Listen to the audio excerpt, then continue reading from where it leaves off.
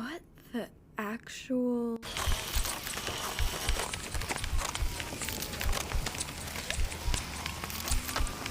job? Hello, I'm your host Maya Fraser, and welcome to the first ever episode of What the Actual Job, where I interview individuals about their careers so that high school students can get a better understanding of the jobs they like to pursue in the future. Our first guest is Miss Waldman, a high school teacher from Brookfield High School. From personal experience, she is a very amazing teacher who involves herself in so much in so many areas of the school, and she is definitely always there for her students. And without further ado, here is the interview. Okay. I don't know how to start, so I think we'll just jump into it and I can add any other things later. Intro later, yeah. So what does a typical day of work look like for you?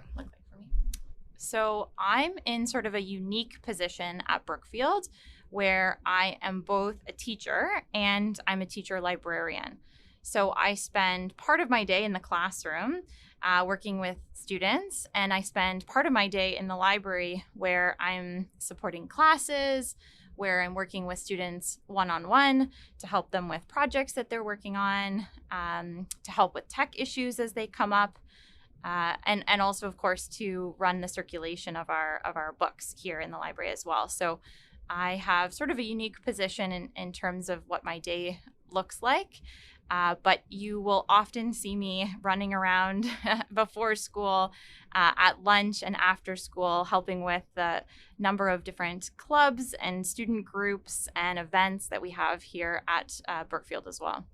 Nice. Is there a reason why you have involved yourself a lot in the school?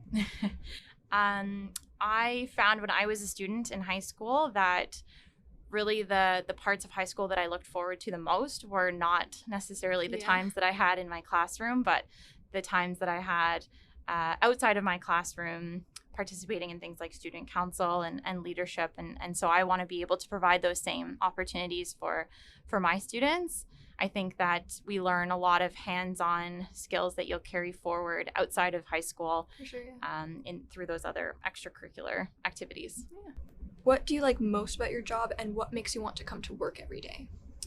Yeah, so I think the best part of my job as a teacher is when I can help students to have a better day than they were having before, whether that be through supporting them, learning something new or helping them solve a problem, anything that I can do to help students have a slightly better day afterwards.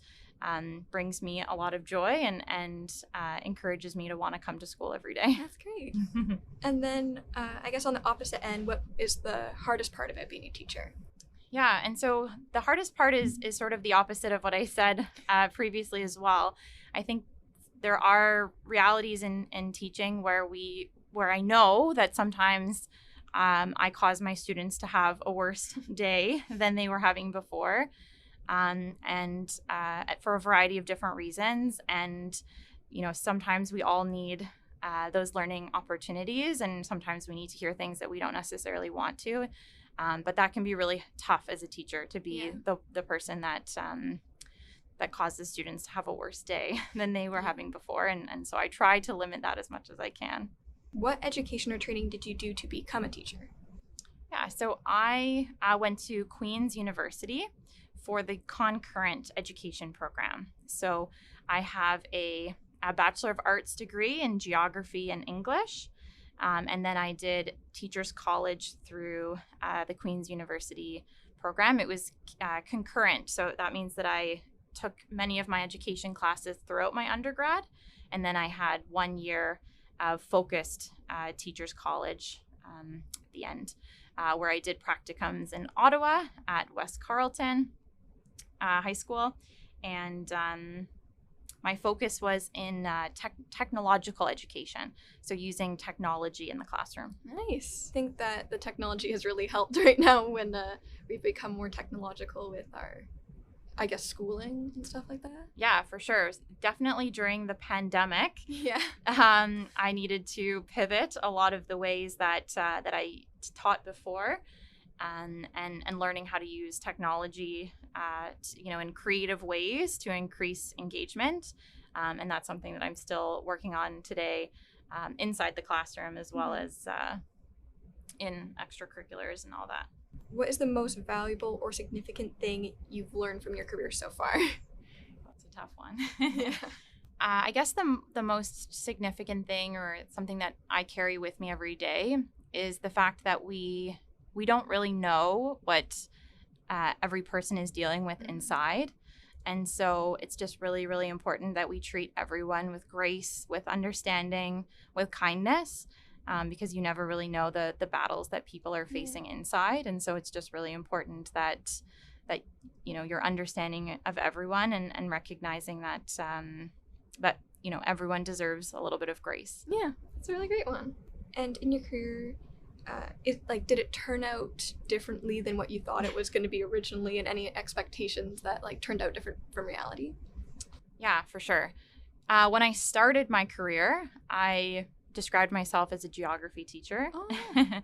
And I definitely, when people ask me what I do, I don't usually say that I'm a geography teacher anymore. I say that I'm a teacher of a lot of different things, because I don't think that any teacher is necessarily a subject teacher. I think that we all are teaching all the time, different lessons in different ways.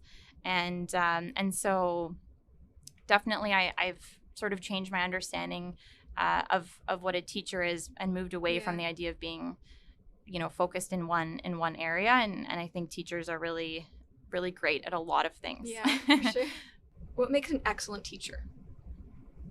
What makes an excellent teacher? I think an excellent teacher is someone that is understanding, because I think, as I said before, our students are all going through a variety of different challenges. And so teachers need to be understanding of that and be accommodating as much as they can.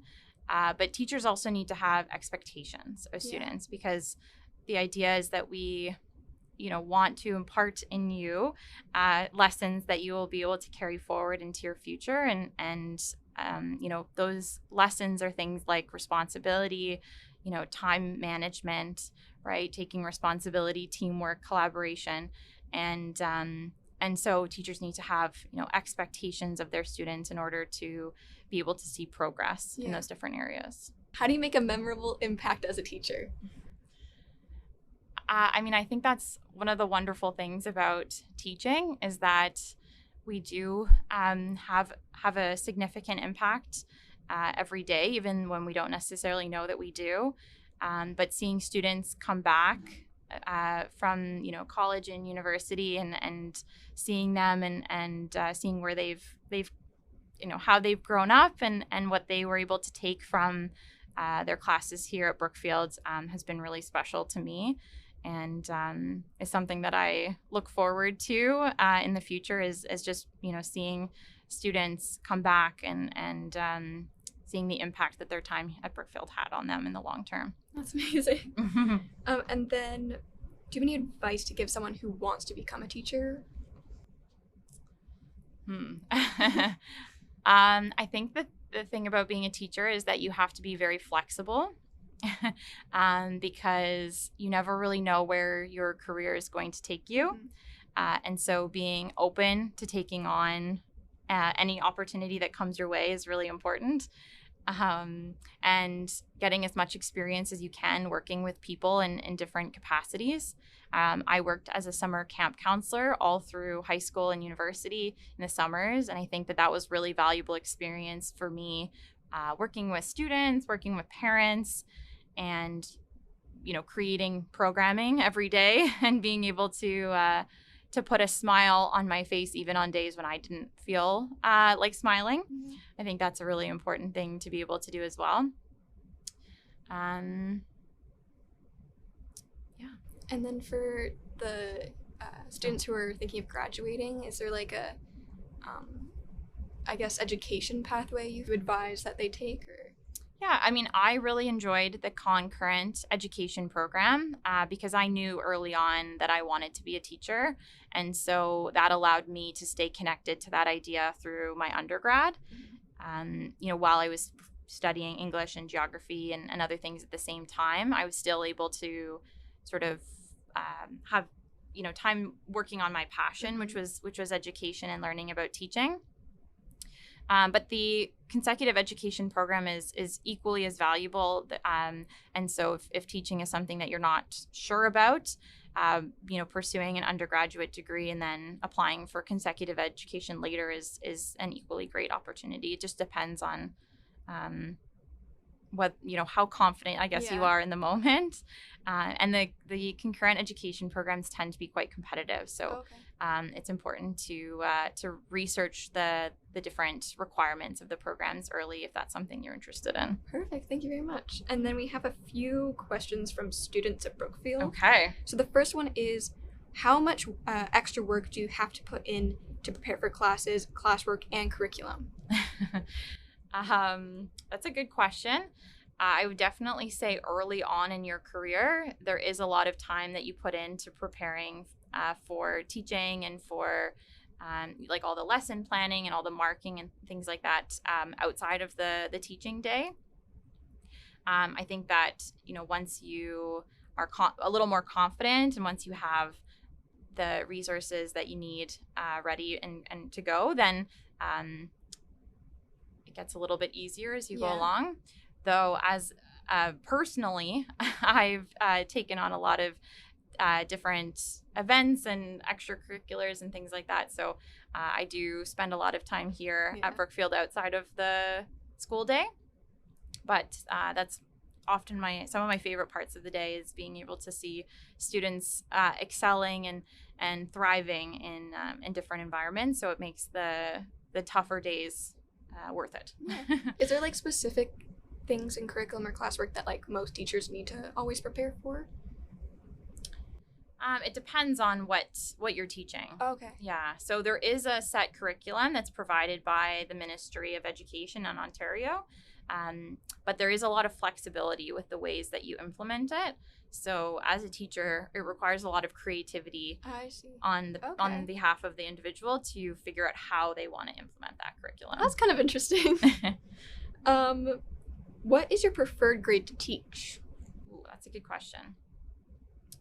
So I've mostly taught either grade 9 or grade 12. Okay. Sort of based on the nature of the classes that I teach. So I teach a lot of social sciences, and I've taught a lot of tech as well. Yeah. So I've mostly taught either grade 9 geography, grade 9 English a little bit, and then I've also taught a lot of senior social sciences, senior tech. So I like both of those grades equally for different reasons. I think it's really fun to see grade 9s in their first year in high school to help them, transition into a new environment and then to see them grow throughout their time in high school. It's going to be really exciting this year for me to see some of the grade 9s that I taught graduate. So that's going to be really exciting. But I also like teaching senior students because it gives me the opportunity to allow them to show a lot more leadership in class, to feel like I'm more of a facilitator rather than a teacher, and really to allow students to kind of guide the way that my classes operate. I'm really excited to have my blues productions class sort of take the lead this year, which is fun. It's been really fun. Is there a grade you thought you would teach when you were younger? Like, I was thinking of teaching this grade, and then you ended up teaching and enjoying grade 9 and 12. Yeah. Well, I think as a geography teacher, the assumption is always that you teach that grade 9 geography course. Yeah. So definitely when I was in teachers college preparing for teaching, I definitely thought I would teach that course the most, which I've definitely taught it a few times, but it's not the class actually that I've taught the most. I think world cultures is the class that I've taught the most. I've taught it every year almost since I started teaching. That's crazy. Yeah. So that was surprising. Yeah. I guess I also thought I would teach maybe some of the grade 11 geography classes, like travel and tourism and forces of nature. I've had the opportunity to teach both of those at one point in my career, but not consistently. Do you want to teach them some more in the future? Yeah, for sure. I'm always excited to teach senior geography. That's great. And then the last question is, what made you decide to become a teacher? I think I've always wanted to be a teacher. Yeah. I think you'll hear a lot of teachers say that, actually. Um, I've always been, I like that in teaching, every day is never the same. Yeah. So I think I'm the type of person that likes the to be busy, to be always, doing something new. And so teaching is an opportunity for me to feel like every day is a new day, and never to feel sort of stuck in a routine that gets boring, I guess. And with teaching, like, there's so many opportunities outside of even working in a classroom that that was always something that really appealed to me. I've always liked working with kids as well. As I said, I worked as a camp counselor growing up, and so that was always reaffirming to me that I always wanted to work with young people. And yeah. That's great. Thank you very much. Is there any last things you want to say? I love my job. I love coming to school every day. And I'm lucky to work with the amazing staff here at Brookfield.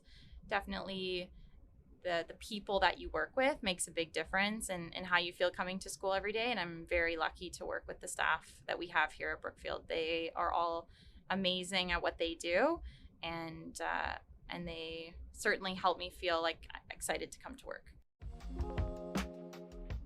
I'm your host, Maya, and this is What the Actual Job. Thank you again to Miss Waldman for having this amazing interview with me about a career in teaching. If you want to listen to this episode or others like it, you can find it wherever you listen to podcasts.